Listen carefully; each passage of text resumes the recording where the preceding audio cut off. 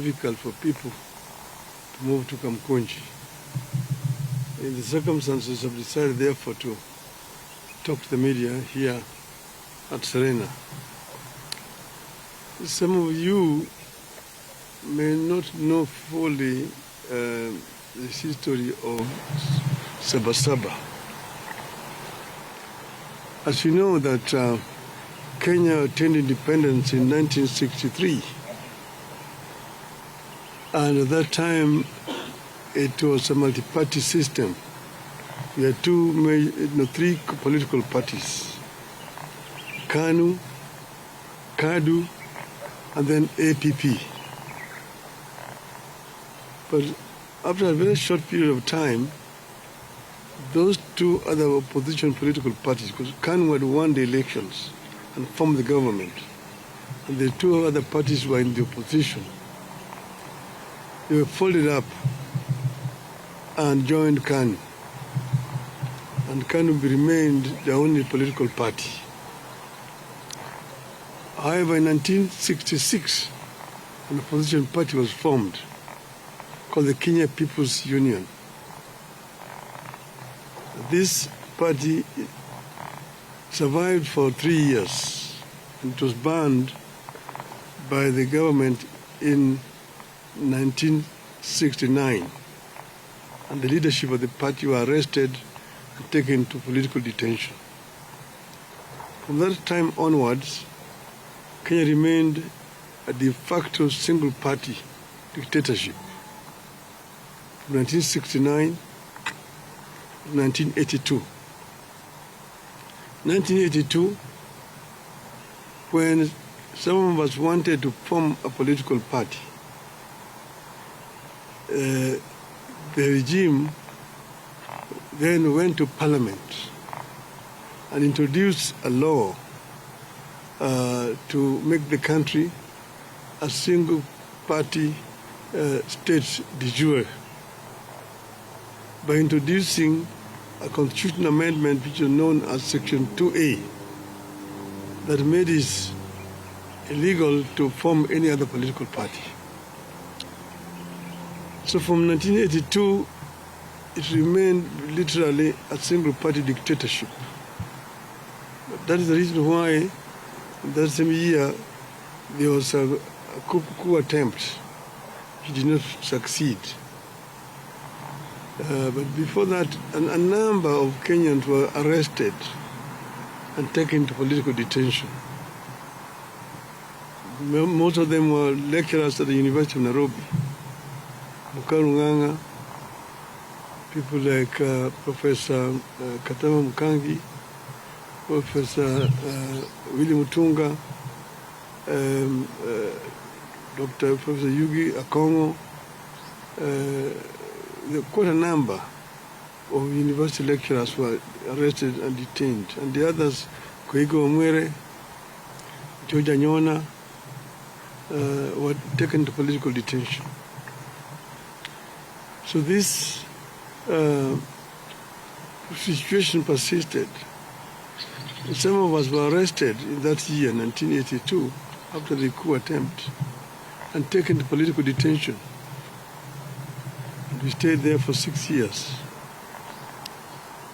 Then in 1988, KANU brought an amendment to his laws, saying that they were bringing what they called direct democracy, where there was a nomination process where people were lining up behind the candidates, and then the returning officer would count the voters who were lined up behind the candidates, and whoever got the highest number of votes, if you got more than 50% in total, you are automatically declared a member of parliament without having to go to the ballot. That process was abused, and many popular candidates were rigged at that stage, and therefore there was no real proper election in 1988. This now added momentum, anger to the movement for change. Among those people who had been rigged out were Kenneth Matiba and Charles Rubia. So, come 1990, by that time I had been to detention 2 times. The 2 politicians, Kenneth Matiba and Charles Rubia, on the 2nd of May 1990, addressed a press conference, which they said that Kenya, the time had come for Kenya to become a multi-party. That Kenyans wanted a multi-party system of government. They were condemned seriously as being ethnic chauvinists, anarchists, people who want to bring chaos in this country. They told that this country was not yet cohesive enough to become multi-party. It will take another 100 years before Kenya became a multi-party system. These were daydreamers. So the kind of machinery at that time set off now to demonize the 2 members of parliament, the 2 former members of parliament. And in the process, of course, a number of very inflammatory statements were made, even by some today politicians who are talking about democracy here. You go into the archives, you see their names and what they said at that time. So in the process, Kenneth Matiba came to look for me to arrange for a meeting between him and Jaramogi Oginga Odinga, who's my father. I arranged the meeting, and then we met again. They met again with Mr. Rubia, Mr. Neko, and after lengthy deliberations, the decision was taken that they would be supported. At that same time, they sent the goons to Matiba's home the following day to attack his family. Matiba's wife was very badly wounded, Edith, and she was admitted to Nairobi Hospital, where we went to see her. After that, we, myself and Kenneth Matiba and Charles Rubia made a statement in which we said we would go to Kamukunji to ask Kenyans if they were ready for multi-party. And we do it on the day of the 7th of July that year, 1990. 7th of July, 1990. So after making that statement, we then now went on to mobilize for the meeting at Kamukunji.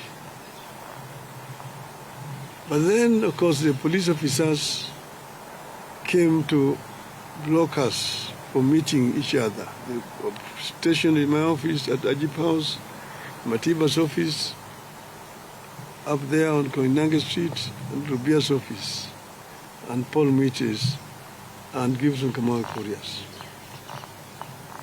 On the 2nd of July, 1990, Matiba and Rubia were arrested and taken to detention. On the 4th of July, I was arrested and taken to detention.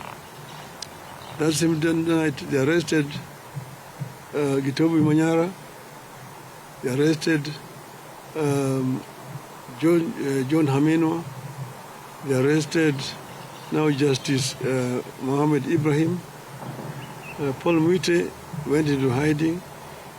Kamau Korea ran into American embassy and sought refuge. Keyete Murungi was in Ethiopia and went to America. But that's how it was. But the International Commission of Jurists came up and made a very powerful lobby for the release of Haminwa and Manyara, and they were released. As we remained in detention, and as you know, Rubia is the one who was first affected. He got a very serious infection, was taken to hospital. Eventually, he nearly lost his vocal cords and was released. Matiba suffered a stroke in detention and was removed and eventually brought to Nairobi Hospital, after which she was then taken to London for treatment. That completely undermined his health permanently. And these two people eventually died because of not old age at that time, but because of the injuries they sustained while in detention. Many people, but in spite of our being detained, the Kenyan people braved it and came out in numbers to go to Kamukunji on the 7th of July, 1990. Many people were killed attempting to reach Kamukunji grounds that time.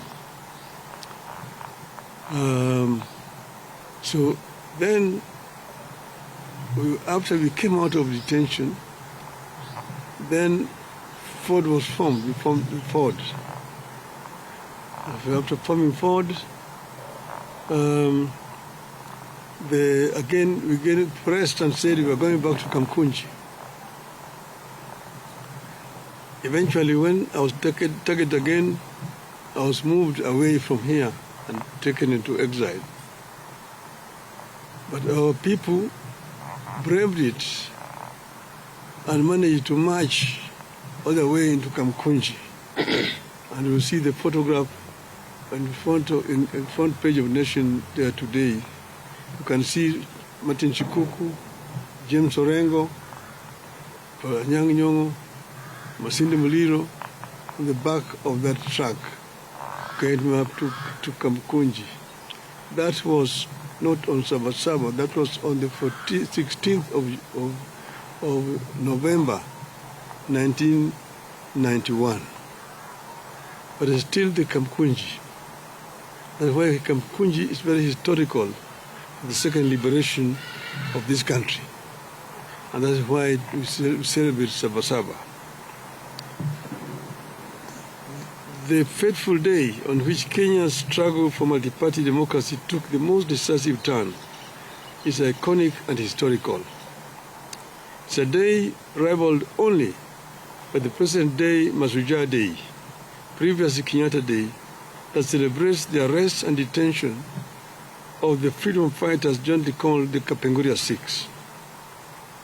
It is regrettable that the recognition and remembrance of Saba Saba has not been consistent in its short period history of 35 years. One moment it is important, the next moment it is not. On this 35th anniversary of Saba Saba, we decided to remember and to set the record straight on its significance, what it was and is, and what we ought to do with the foundation it laid for the country. Before that day, some patriotic Kenyans had demanded the repeal of Section 2A of the Constitution. A number of people, including Kenneth Matiba, Raila Odinga, Mohamed Ibrahim, Toby Manyara, John Haminwa, and Charles Rubia, among others, were arrested and detained. It is quite unfortunate that some of the people we were fighting then and who sanctioned those arrests are trying to hide behind Saba Saba to advance their political fortunes. Some of them are alive today and now are masquerading as liberators. On the fateful day, July 7th, 1990, thousands of Kenyans tried to gather at the historic Kamukunji grounds to take stock of the past, the state of the nation, and chart a path of freedom forward. We decided that Saba Saba would be a march for political freedom and liberty, freedom of association, freedom of movement, freedom of expression, and a new democratic constitution founded on multipartyism. Kenyans wanted a fulfillment of the Kenyan dream, which was eradication of poverty, ignorance, disease, and good governance. That clarity of mission is what made Saba Saba different from all other confrontations with the Moi Kanu one-party state.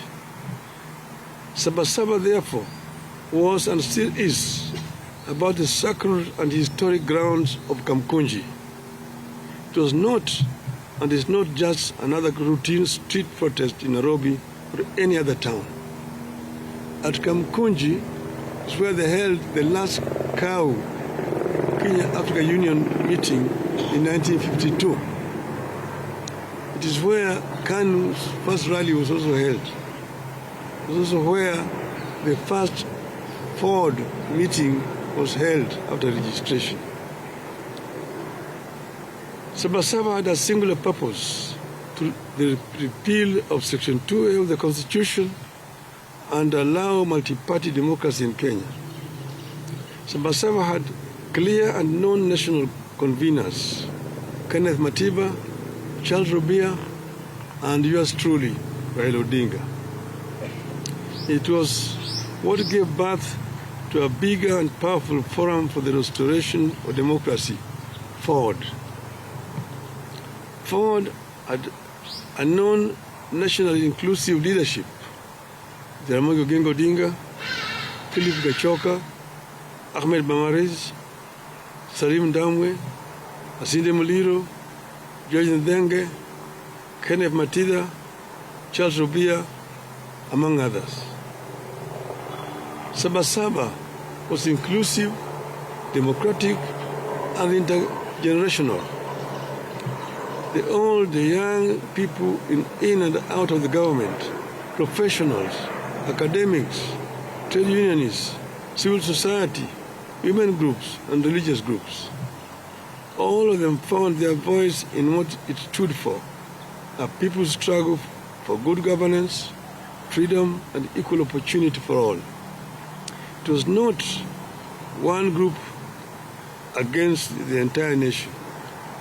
It was not community against that community, or of this age against that age. The movement stood for a peaceful and constitutional change of guard. That is the reason it focused singularly on amendment and later on the overhaul of the Constitution. These features are what made Saba Saba succeed. A year after the march, on December 2nd, 1991, President Moi capitulated. Section 2A of the Constitution was removed. Multipartyism was reinstated. We achieved our core aim, which was to return Kenya to multipartyism. Today, we have more parties than one could imagine then. That single amendment paved the way for the complete overhaul of the Constitution and the birth in 2010 of a new Constitution that came with provisions for fundamental freedoms and liberties that our citizens enjoy today. It is clear that many of the ideals espoused by the dreamers behind Saba Saba have become part of the national aspiration. We are a better nation because Saba Saba happened. We have a duty and a responsibility to honor the men and women who dared to dream and to turn out at a time of great peril to themselves and their families. 35 years later, the country is grappling with a new wave of unrest and political activism. The question we have to ask ourselves is, where do we go from here? Do we embrace chaos or a coming together of minds and the country? As a living architect of the events leading to the Saba Saba, I choose a coming together of minds and the country in the interest of the country. I long fought for its progress, stability, and prosperity. The most important struggle taking shape in our country today is the struggle for good governance, economic opportunity, and equality. The biggest challenge facing Kenya today and into the foreseeable future is how to expand economic opportunity and lift particularly young Kenyans out of poverty, exclusion, and unemployment. Kenyans are yearning for programs and leaders that prioritize economic inclusivity, social justice, and political freedom. There is no doubt that the country is yearning for legislation that makes our institutions more responsive, programs that ensure adequate funding for services that touch wananchi, changes that make our judiciary free, efficient and progressive, measures that make the executive more accountable and efficient. We must end impunity and corruption within our three arms of government. Our leaders must become modest, ethical, humble, and accountable. What is to be done? What is to be done? I propose an inclusive, intergenerational, national conclave to hear our people across all divides and come up with irreducible reforms and changes necessary to take the country forward. I propose that the country urgently returns to the agenda of comprehensive police reforms, focusing on enhancing accountability, transparency, and improving the police-to-people relationship. Your rogue police force that shoots people with impunity. And this is a force that we inherited from the colonialists. It has not been reformed to become a people's defender, a people's servant. I propose that the conclave I envisage comes up with better and sustainable ways for addressing transparency, accountability, and impunity, especially with regard to corruption, and ensuring that leaders are held accountable for their actions. I propose that the forum comes up with a comprehensive and sustainable strategy for addressing youth unemployment and expansion of opportunities for youth in the formal and informal sectors.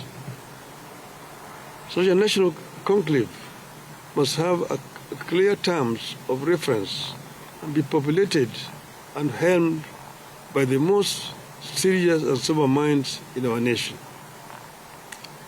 The proceeds of the national dialogue be subjected to a referendum.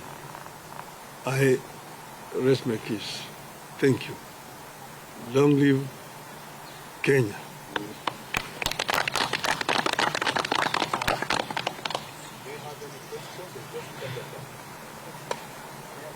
Maybe one or two. Say your name and the media. Thank you. My name is Duncan Mkanda. I work with the NGO. We have touched on issues of urgently looking at police reforms because they have gone back to the wrong days. What do you say of the serious issue of shoot kill order about 2 weeks ago, a day after the Tuesday conference?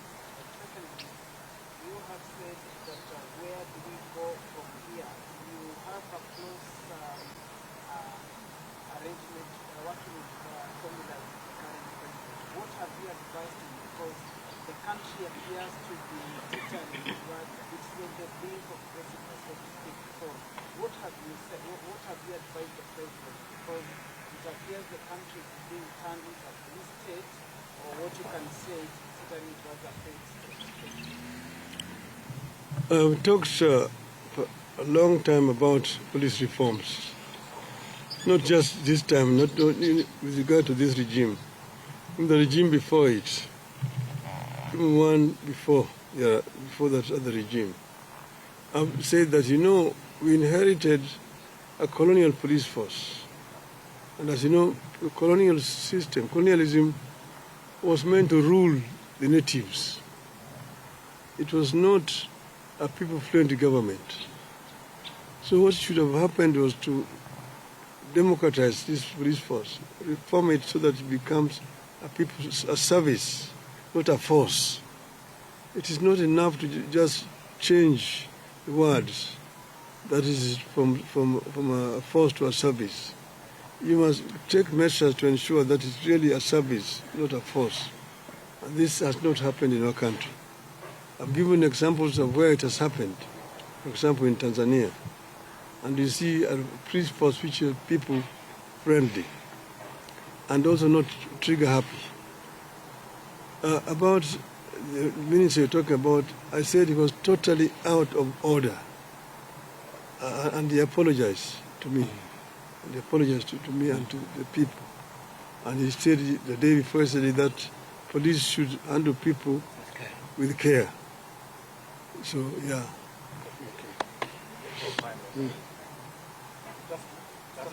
Just one. No, Just to say. let's end it there. Just... Okay, thank you. I just wanted to know and find out. My name is Saba Saba from GOtv. Your proposals, as you put them, what are they also the thoughts being shared by the president towards this, and what happens if this particular proposal is not taken into account? Well, I've addressed the nation, and the president is part of the nation. And ask him, it applies to him as much as it applies to the other people. So I'm not partisan in any way. This is a proposal that is coming to me and from my party also, the ODM. This is our stand as a party. Okay. Thank you.